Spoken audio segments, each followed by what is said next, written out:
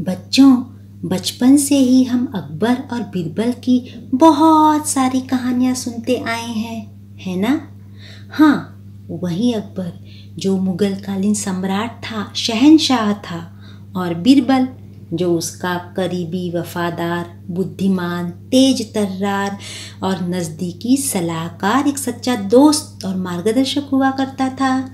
और आप तो जानते ही हो कि बीरबल शहंशाह अकबर के दरबार के 9 रत्नों में से एक था, यानी विभिन्न कौशल वाले 9 असाधारण लोगों को सम्राट अकबर ने अपने दरबार में पनाह दे रखी थी, तो उन्हीं को नवरत्न कहा जाता है। अब ये सम्राट अकबर जो था वो बिल्कुल स्वयं पढ़ा लिखा नहीं था, परंतु गुणग्राहक था। उसके मन में कलाकार हो, कोई पंडित हो, विद्वान हो, तो उनके प्रति हमेशा सम्मान का भाव रहता था, और उन्हीं के सलाह पर ये सम्राट अकबर अपना राजकाज चलाता था। तो दरबार के 9 रत्नों में से एक जो था बीरबल था। और हम बचपन से जो रहीम के दोहे पढ़ते आए हैं, तो रहीम जी भी 9 रत्नों में माने जाते हैं।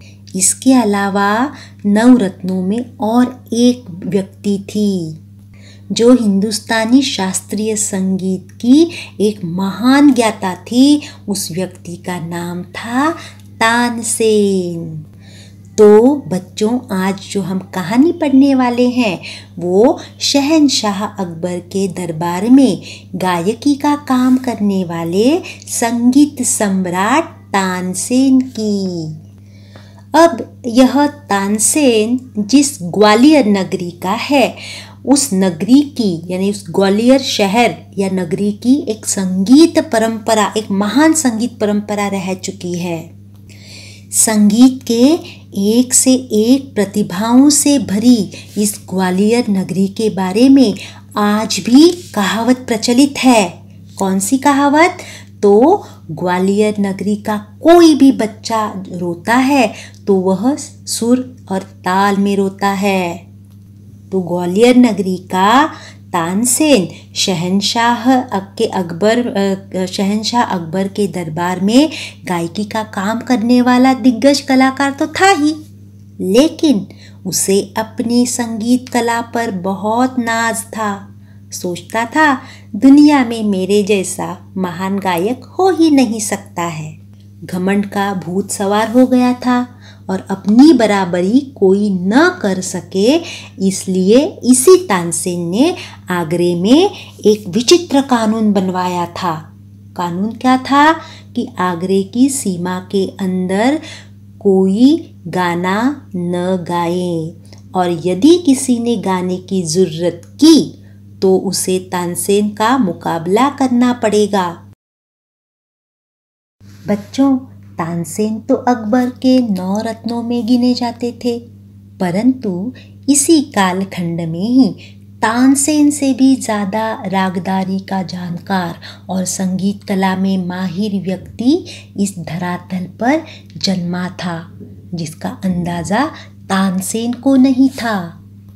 कौन था वह व्यक्ति? तो वो व्यक्ति था बैजू बावरा, जो इस कहानी का और भी एक महत्वपूर्ण पात्र है।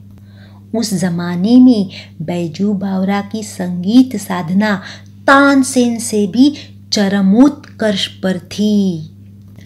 अब ये बैजू बावरा कौन है, जो भले ही इस शहंशाह का नवरत्न नहीं बन पाया तानसेन की तरह, परंतु बैजू के सामने तानसेन जैसे गायक को भी नतमस्तक होना पड़ा था, झुकना पड़ा था। और बच्चों, यह सत्य घटना है। अब कैसे झुकना पड़ा था तानसेन को, तो वो तो हम कहानी में पढ़ने ही वाले हैं। लेकिन बैजू की गान कला इतने चरम स्तर पर थी कि बैजू के गाने से पत्थर भी पिघल जाते थे, हवा थम जाती थी। परंतु सबको अपनी संगीत की नशा में बावरा यानी पागल करने वाला ये बैजू बावरा खुद ही एक युवती के प्यार में इतना बावरा हो गया, इतना दीवाना हो गया था कि लोग इसे बावरा कहने लगे। तानसेन और बैजू बावरा इन दोनों से जुड़ी हुई कहानी आज हम पढ़ने वाले हैं। हिंदी युवक भारती पृष्ठ क्रमांक 16 पाठ क्रमांक 4 आदर्श बदला कहानी का नाम है और कहानीकार का नाम है सुदर्शन। बच्चों, कहानी का नाम है आदर्श बदला और बदला ये शब्द सुनते ही ईर्ष्या, द्वेष, क्रोध जैसे जो ये षड रिपु हैं, ये जो दुर्गुण हैं, वही पहले दिमाग में आते हैं। बदला शब्द सुनते ही खून का जवाब खून से देना या ईंट का जवाब पत्थर से देना, ऐसी ही भावना जागृत होती है ना। अब बदला शब्द का मतलब है प्रतिकार या प्रतिशोध। लेकिन ये सोचने लायक बात है कि यदि किसी ने हमें नुकसान पहुंचाया है, हमें बहुत जलील किया है, तो हमें ही उसके साथ वैसे ही पेश आना चाहिए, उसके साथ जो हिसाब किताब है उसी तरह से ही चुकता करना है। यदि किसी ने खून किया हो तो हम भी उसका खून कर दें। कितना सही है बच्चों। हाँ, बदला आखिर होता क्या है? भले बदले की भावना आदर्श कैसे हो सकती है? सवाल तो हमारे मन में बहुत सारे उमड़ आए होंगे। इसलिए इस कहानी के कहानीकार सुदर्शन जी ने बदला शब्द को बड़े ही अलग ढंग से हमारे सामने प्रस्तुत किया है, रोचक तरीके से। सुदर्शन जी ने हमें बताने की कोशिश की है कि किस तरह बदला भी आदर्श रूप से लिया जा सकता है। इस आदर्श रूपी बदले में किसी का अनिष्ट या नुकसान नहीं किया जाता है, बल्कि बदला इस नज़ाकत से लिया जाता है या आदर्शता से लिया जाता है कि सामने वाले को यानी गुनाह करने वाले को या गलत काम करने वाले को अपने दुर्व्यवहार पर पछतावा हो और वहाँ उसे सुधारने की गुंजाइश हम रख सकें। इस आदर्श बदले में एक जनकल्याण की भावना होती है, लोगों की भलाई का कार्य होता है।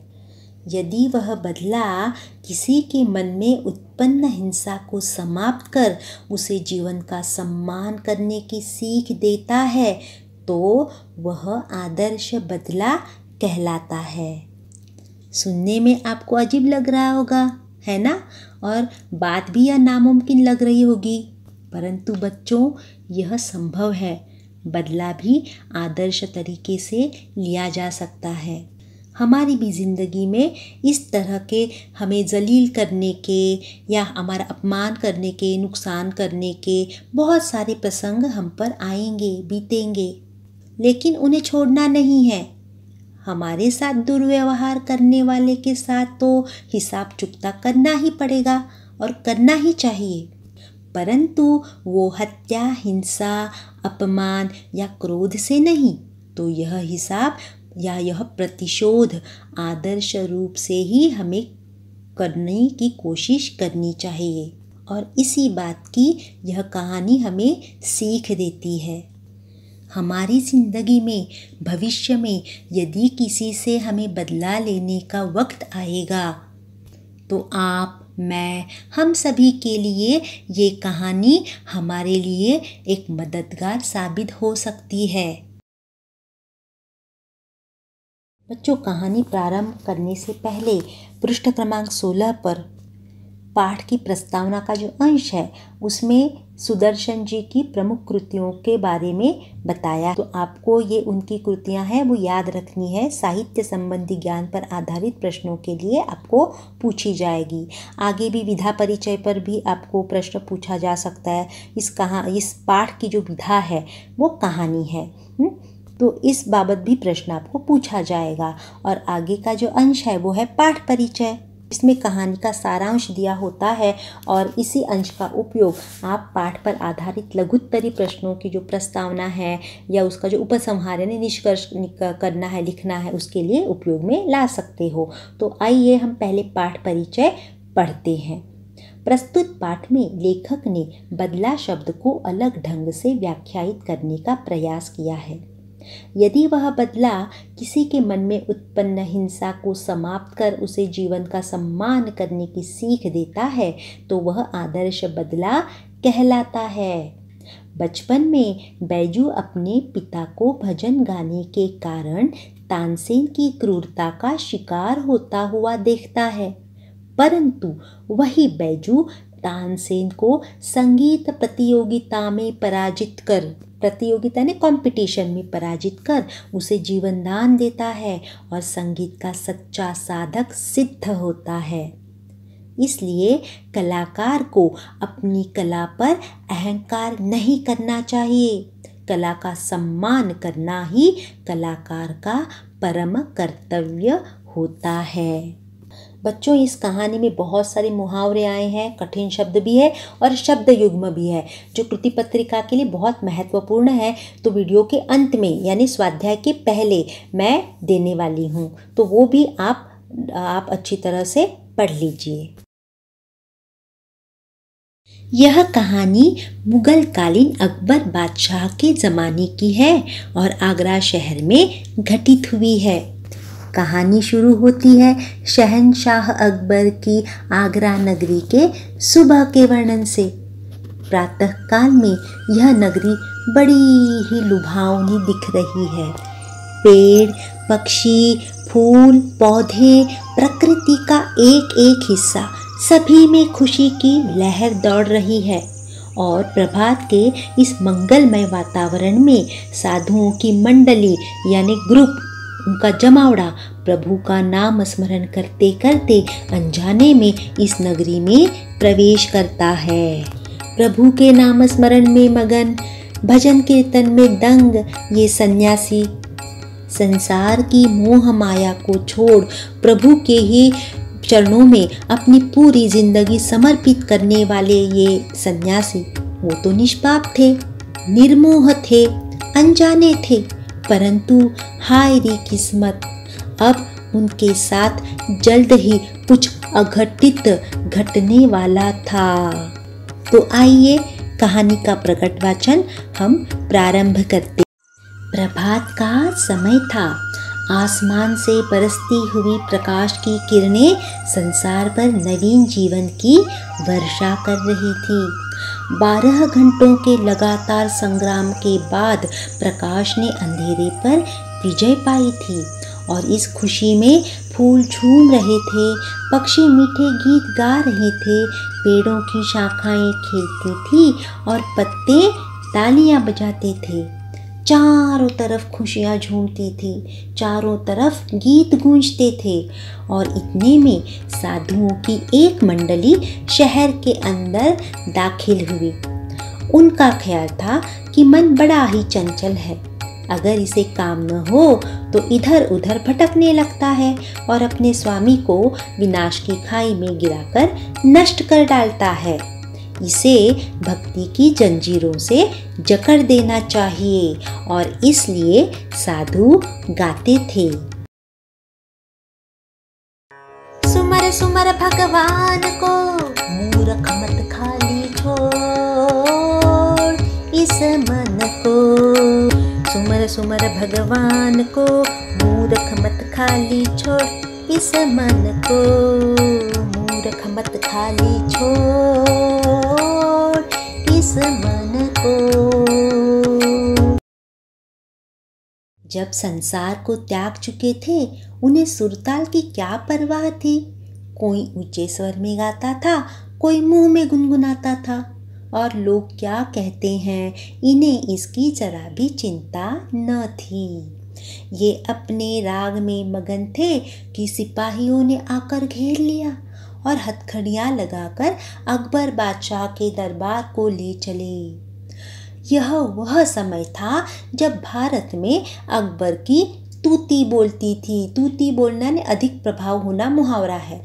और उसके मशहूर रागी तानसेन ने यह कानून बनवा दिया था कि जो आदमी राग विद्या यानी गान कला में उसकी बराबरी न कर सके वह आगरे की सीमा में गीत न गाए और जो गाए उसे मौत की सजा दी जाए। बेचारे बनवासी साधुओं को पता ही नहीं था, परंतु अज्ञान भी अपराध है। मुकदमा दरबार में पेश हुआ। तानसेन ने राग विद्या के कुछ प्रश्न किए। साधु उत्तर में मुंह ताकने लगे यानी देखने लगे मुंह। अकबर के होंठ हिले और तभी साधु तानसेन की दया पर छोड़ दिए गए। दया निर्बल थी, वह इतना भार सहन न कर सकी। मृत्युदंड की आज्ञा हुई। केवल एक 10 वर्ष का बच्चा छोड़ा गया। क्यों छोड़ा गया? क्योंकि बच्चा है, इसका दोष नहीं, यदि है भी तो क्षमा के योग्य है। तो इस प्रकार बच्चों, प्रभु का गीत गुनगुनाते गुनगुनाते प्रभु के ही नाम स्मरण में मगन इन दुर्दैवी साधुओं की टोली ने उनके लिए मौत की खाई बनने वाली आगरा नगरी में प्रवेश कैसे किया ये उन्हें भी पता नहीं चला। वो यह भी बात नहीं जानते थे कि यहाँ का तानसेन ने बनाया हुआ जो नियम है गान विद्या का वो कितना अजीब है, कितना जानलेवा उनके लिए साबित हो सकता है। क्योंकि इन साधुओं की टोली ने तो अनजाने में आगरे शहर में प्रवेश तो किया था और भजन में मगन ये अनजाने साधु अकबर की दरबार की तरफ बढ़ रहे थे, मौत की खाई के तरफ बढ़ रहे थे। और अचानक अकबर के सिपाही उन्हें पकड़ लेते हैं और शहंशाह के सामने पेश करते हैं। इन बंदी बनाए गए साधुओं को तानसेन संगीत विद्या संबंधी तरह तरह के उल्टे सीधे असमंजस में डालने वाले प्रश्न पूछकर उनको उलझा देता है। साधु जवाब न एक भी साधु जवाब नहीं दे पाता है और डरे हुए साधु एक दूसरों का मुंह ताकने लगते हैं क्योंकि उनके पास जवाब ही नहीं है तानसेन के प्रश्न किसी भी प्रश्न का। और घमंडी तानसेन तो यही चाहता है कि मेरे साथ राग विद्या की बराबरी कोई न कर सके और उनको मौत की सजा हो। तानसेन तो विजयी हो गया और विजयी तानसेन के कहने पर अकबर के द्वारा उन निष्पाप साधुओं को मृत्युदंड की सजा सुनाई गई। लेकिन उसमें एक छोटा 10 साल का बच्चा भी था, तो वो नाबालिग है, ना समझ है, इसलिए दया दिखाकर उस अकेले बच्चे को ही छोड़ दिया गया, जीवन दान दिया गया। अब तक पढ़े गए परिच्छेद में इतना ही कहा गया है। अब हम आगे का प्रकट वाचन करेंगे। बच्चा रोता हुआ आगरे के बाजारों से निकला और जंगल में जाकर अपनी कुटिया में रोने तड़पने लगा। वह बार बार पुकारता था, बाबा तू कहाँ है? अब कौन मुझे प्यार करेगा? कौन मुझे कहानियाँ सुनाएगा? लोग आगरे की तारीफ करते हैं, मगर इसने तो मुझे बर्बाद कर दिया। इस आगरे ने मेरा बाबा छीन लिया और मुझे अनाथ बनाकर छोड़ दिया। बाबा तू कहा करता था कि संसार में चप्पे चप्पे पर दलदलें हैं और चप्पे चप्पे पर कांटों की झाड़ियाँ हैं। अब कौन मुझे इन झाड़ियों से बचाएगा बाबा? कौन मुझे इन दलदलों से निकालेगा? कौन मुझे सीधा रास्ता बताएगा? कौन मुझे मंजिल का पता देगा? इन्हीं विचारों में डूबा हुआ बच्चा देर तक रोता रहा। इतने में खड़ाऊ पहने हुए, खड़ाऊ का मतलब लकड़ी की खूंटीदार पादुका, तो खड़ाऊ पहने हुए हाथ में माला लिए हुए राम नाम का जप करते हुए बाबा हरिदास कुटिया के अंदर आए और बोले, बेटा शांति करो, शांति करो। बैजू उठा और हरिदास जी के चरणों से लिपट गया और बिलख बिलख कर रोता था। बिलख बिलख कर रोना मुहावरा है, जोर जोर से रोना। और कहता था, महाराज मेरे साथ अन्याय हुआ है, मुझ पर वज्र गिरा है, मेरा संसार उजड़ गया है, मैं क्या करूं, मैं क्या करूं। हरिदास बोले, शांति शांति। बैजू, महाराज तानसेन ने तो मुझे तबाह कर दिया, उसने मेरा संसार सूना कर दिया। हरिदास बोले, शांति शांति। छोटे बैजू ने हरिदास के चरणों से और भी लिपट कर कहा, महाराज शांति तो जा चुकी है, अब मुझे बदले की भूख है, अब मुझे प्रतिकार की प्यास है, मेरी प्यास बुझाइए। बच्चे की बात सुनकर हरिदास ने फिर कहा, बेटा शांति शांति। बैजू ने करुणा और क्रोध की आंखों से बाबा जी की तरफ देखा। उन आंखों में आंसू थे और आहें थी और आग थी। जो काम जबान नहीं कर सकती उसे आंखें कर देती हैं, और जो काम आंखें भी नहीं कर सकती उसे आंखों के आंसू कर देते हैं। बैजू ने ये 2 आखिरी हथियार चलाए और सिर झुकाकर खड़ा हो गया। हरिदास के धीरज की दीवार आंसुओं की बौछार न सह सकी, क्योंकि आंसुओं की बौछार यानी बच्चा जो है वो लगातार आंसू बहाए जा रहा था, रो रहा था, तो न सह सके हरिदास जी, और हरिदास जी का जो धीरज की दीवार है वह कांप कर गिर गई। यानी गुरु को दया आई है उस छोटे बच्चे पर। उन्होंने बैजू को उठाकर गले से लगाया और कहा, बेटा मैं तुम्हें वह हथियार दूंगा जिससे तू अपने पिता की मौत का बदला ले सकेगा। बैजू हैरान हुआ, बैजू खुश हुआ, बैजू उछल पड़ा। उसने कहा, बाबा आपने मुझे खरीद लिया, आपने मुझे बचा लिया, अब मैं आपका सेवक हूँ। हरिदास बोले, मगर तुझे 12 बरस तक तपस्या करनी होगी, कठोर तपस्या, भयंकर तपस्या। बैजू बोल उठा, महाराज आप 12 बरस कहते हैं? अरे मैं तो 12 जीवन देने को तैयार हूँ। मैं तपस्या करूँगा, मैं दुख झेलूँगा, मैं मुसीबतें उठाऊँगा, मैं अपने जीवन का एक एक क्षण आपको भेंट कर दूँगा, मगर क्या इसके बाद मुझे वह हथियार मिल जाएगा जिससे मैं अपने बाप की मौत का बदला ले सकूँ? हरिदास बोल उठे, हाँ मिल जाएगा। बैजू ने कहा, तो मैं आज से आपका दास हूँ, आप आज्ञा दें, मैं आपकी हर आज्ञा का सिर और सिर के साथ दिल झुकाकर पालन करूंगा। इस प्रकार दोस्तों, इस व्याकुल बालक ने रोते हुए अपने गुरु को अपनी सारी दुखद आपबीती बताई और साथ में यह भी तैयारी दर्शाई कि मेरे निष्पाप पिता की मौत का बदला लेने के लिए मैं कुछ भी करने के लिए तैयार हूँ, किसी भी हद तक जाने के लिए तैयार हूँ और कितने भी जन्म लेने के लिए भी तैयार हूँ। लेकिन गुरुजी मुझे आप कुछ ऐसी विद्या सिखाइए या कुछ ऐसा शस्त्र दीजिए जिससे मैं मेरे पिता की मौत का बदला ले सकूँ। अब गुरु ने तो जान लिया कि बच्चा जो है ये छोटा है, लेकिन प्रतिशोध की बदले की आग में जल रहा है, बहुत ही उद्विग्न हुआ है और आवेश में आ चुका है। और गुरु चाहते भी थे कि अपना ये जो शिष्य है वो उस पर हुए अन्याय का बदला जरूर ले, लेकिन वो ये नहीं चाहते थे कि खून का बदला खून से ही लेना पड़े उसे। अब गुरुजी हरिदास उस बच्चे को बदला लेने के काबिल बनाने के लिए तैयार हुए और बच्चे की साधना प्रारंभ हुई। यहाँ पर गुरु शेर था तो शिष्य सवा शेर।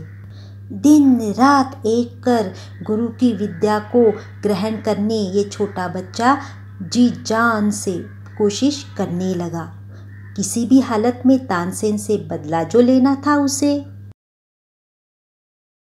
ऊपर की घटना को 12 बरस बीत गए। जगत में बहुत से परिवर्तन हो गए। कई बस्तियां उजड़ गईं, कई वन बस गए, बूढ़े मर गए, जो जवान थे उनके बाल सफ़ेद हो गए। अब बैजू बावरा जवान था और राग विद्या में दिन ब दिन आगे बढ़ रहा था। उसके स्वर में जादू था और तान में एक आश्चर्यमयी मोहिनी थी। गाता था तो पत्थर तक पिघल जाते थे और पशु पंछी तक मुग्ध हो जाते थे। लोग सुनते थे और झूमते थे तथा वाह वाह करते थे। हवा रुक जाती थी, एक समा बंध जाता था। समा बंधना यह मुहावरा है जिसका अर्थ है रंग जमाना, वातावरण निर्माण होना। अब एक दिन हरिदास ने हंसकर बैजू को कहा, वत्स यानी बेटा, मेरे पास जो कुछ था वह मैंने तुझे तो दे डाला है। अब तू पूर्ण गंधर्व हो गया है। गंधर्व का मतलब होता है दोस्तों, स्वर्ग में गाने बजाने वाले, काम करने वाले उपदेवता होते हैं। ये इंद्र के दरबार में गंधर्व और अप्सराएं जो है वो इंद्र के दरबार में नृत्य और गायन कला की प्रस्तुति करते हैं और ये उपदेवता जाति की होती है।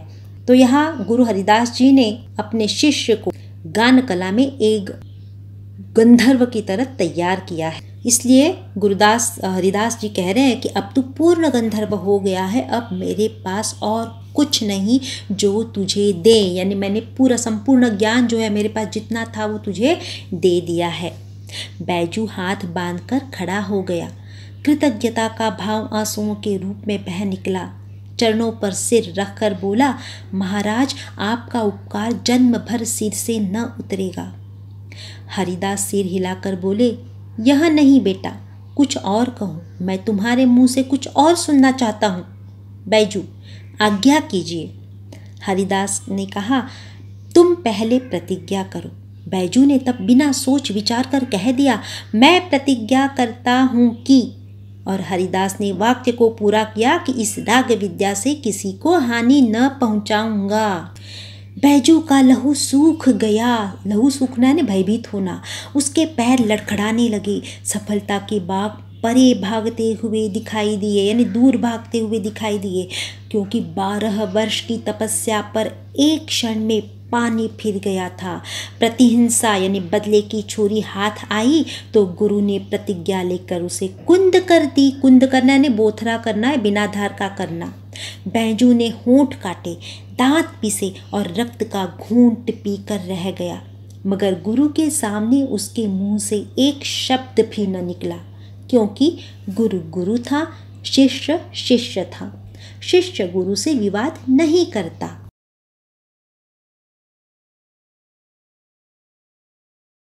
इस प्रकार गुरु ने तो अपने शिष्य को बदला लेने के लिए काबिल तो बना दिया, परंतु हाय री किस्मत, साथ में ही एक विचित्र वचन में अपने शिष्य को बांध दिया।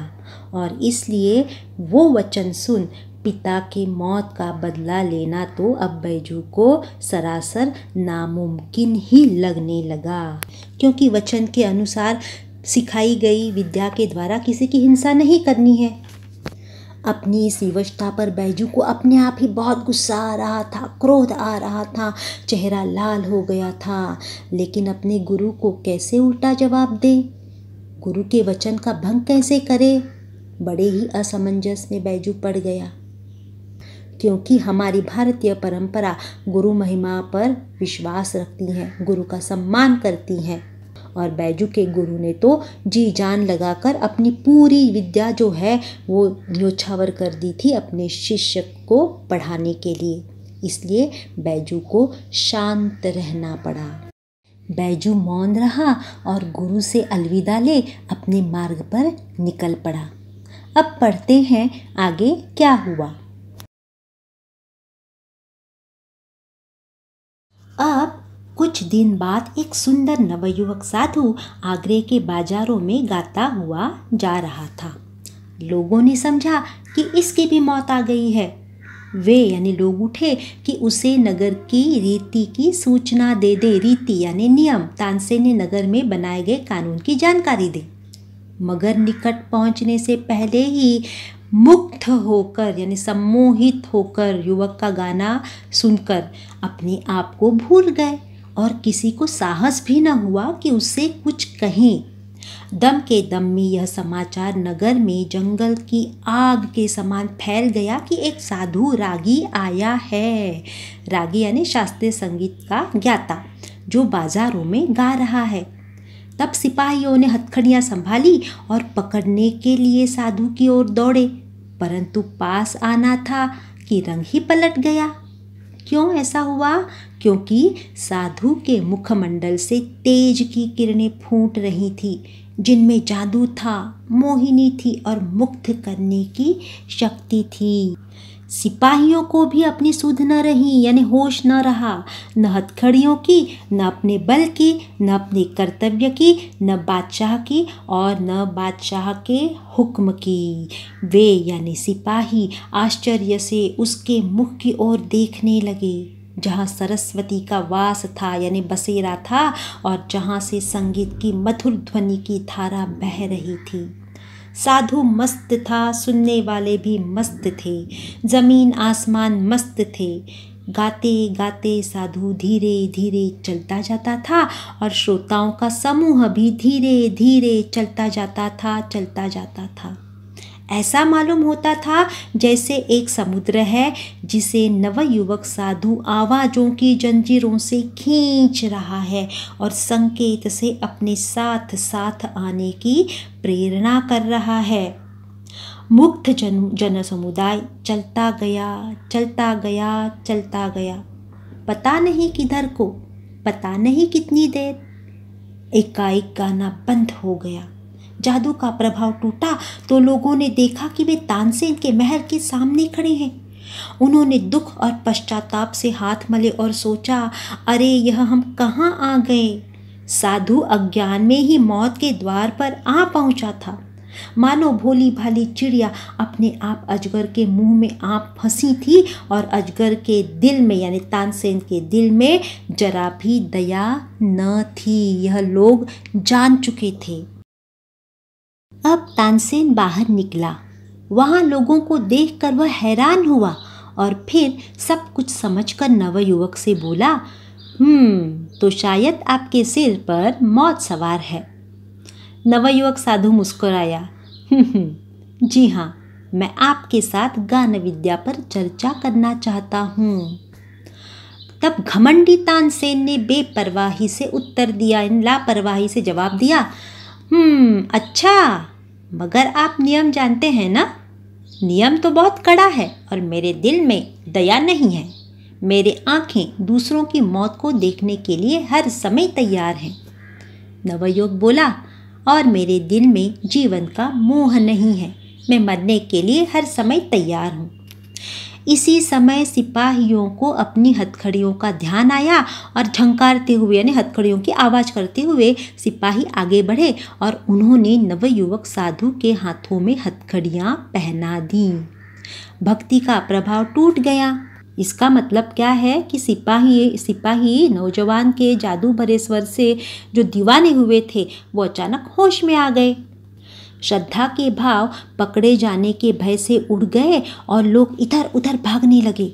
सिपाही कोड़े बरसाने लगे यानी चाबुक की फटकारे मारने लगे और लोगों के तितर बितर हो जाने के बाद नवयुवक साधु को दरबार की ओर ले चले।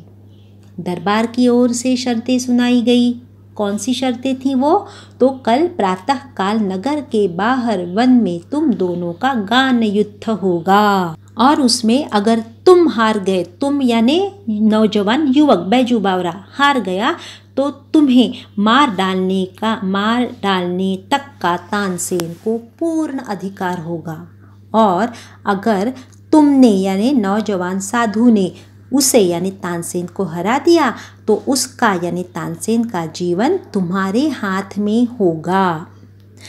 नौजवान साधु ने शर्तें मंजूर कर ली। दरबार ने आज्ञा दी कि कल प्रातः काल तक सिपाहियों की रक्षा में रहो, और यह नौजवान साधु बैजू बावरा था। और इस प्रकार दोस्तों यह नौजवान साधु गाता हुआ आगरे के बाजारों में पहुंच जाता है। उसकी सम्मोहित करने वाली नशीली ध्वनि सुनकर आसपास का परिसर, पेड़ पौधे सारी प्रजा, सिपाही सब कुछ उसकी आवाज़ में खो जाते हैं और उसके पीछे पीछे जाने लगते हैं। अब ये नौजवान आगे बढ़ता बढ़ता हुआ तानसेन के महल के सामने पहुंच जाता है। 12 केवल फ़र्क इतना ही है कि 12 साल पहले ये छोटा बच्चा था और अनजाने में अपने पिता के साथ तानसेन के महल के पास आ पहुंचा था। लेकिन अब की बार यह युवक जानबूझकर उस स्थान पर आ पहुंचा है और इस बार वह खुद चाहता है कि उसे अकबर के सामने बंदी बनाकर खड़ा किया जाए और जानलेवा नियम बनाने वाले घमंडी तानसेन से उसका मुकाबला हो। और होता भी वैसा ही है। दूसरे ही दिन सवेरे सवेरे दोनों का मुकाबला तय किया जाता है। अब पढ़ते हैं आगे क्या होता है।